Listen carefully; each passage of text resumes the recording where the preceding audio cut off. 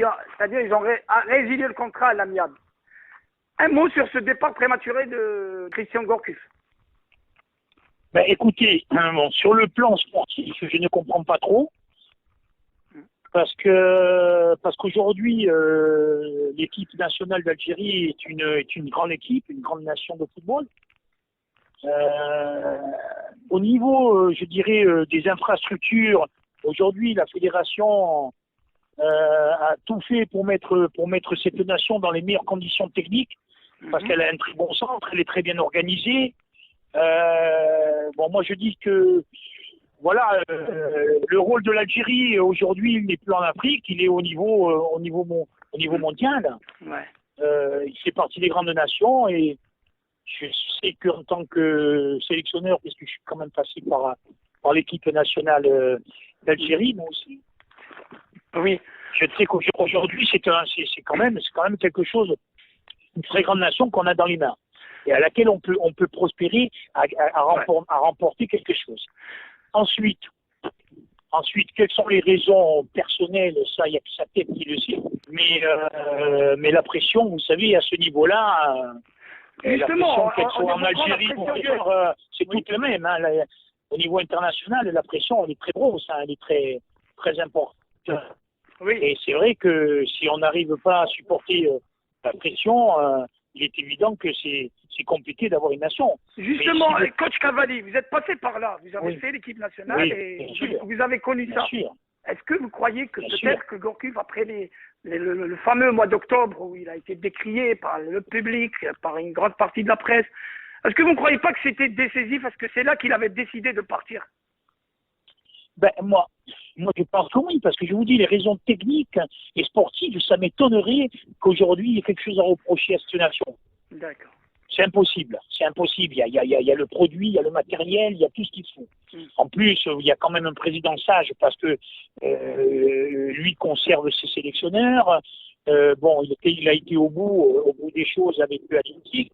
Maintenant, il voulait aller au bout des choses avec Gourcuff, mais c'est Gourcuff qui s'en va. Ouais. Moi, je pense que ça peut être peut-être ce mauvais passage où il y a eu de une pression énorme.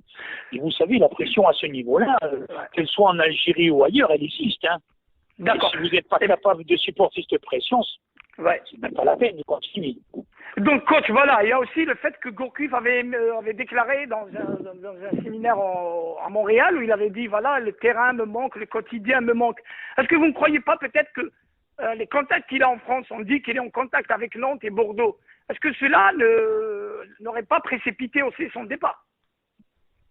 Moi, là, je ne peux pas vous le dire parce que, bon, il faut avoir des certitudes. Ouais. Et moi, là, je n'ai pas de certitude en ce qui concerne ces contacts.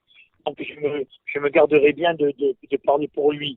Et ce que je sais aujourd'hui, c'est que s'il y avait un choix à faire, en tous les cas, en ce qui me concernait à moi, entre un club que vous venez de me citer et l'équipe nationale d'Algérie, mon choix serait vite fait, hein.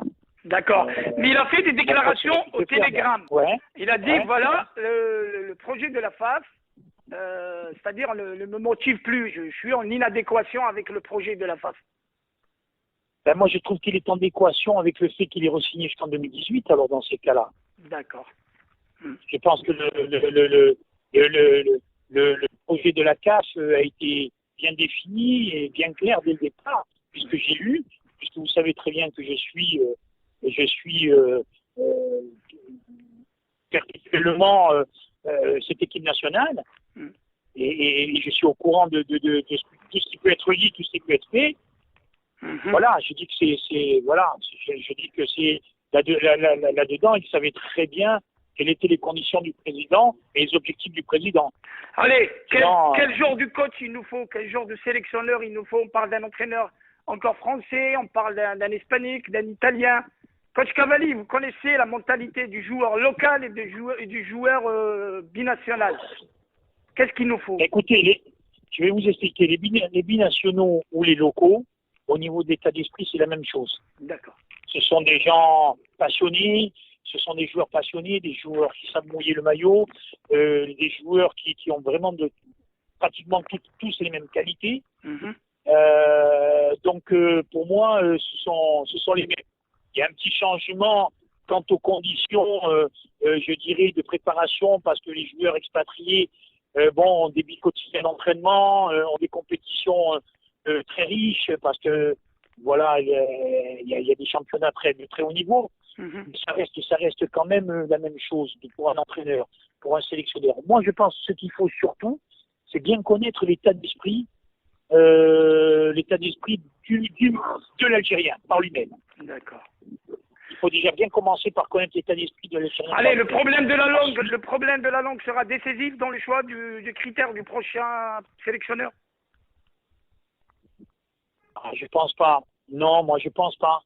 Je pense pas parce que vous savez, le football à ce niveau, il n'y a qu'un seul langage, hein, tout le monde se comprend. Hein. D'accord. Tout le monde se comprend. Non, moi je pense que ce qui est important, c'est surtout de savoir gérer les pulsions, de savoir gérer l'enthousiasme, la passion qui est celle du Méditerranéen. On ne dira pas plus de l'Algérien.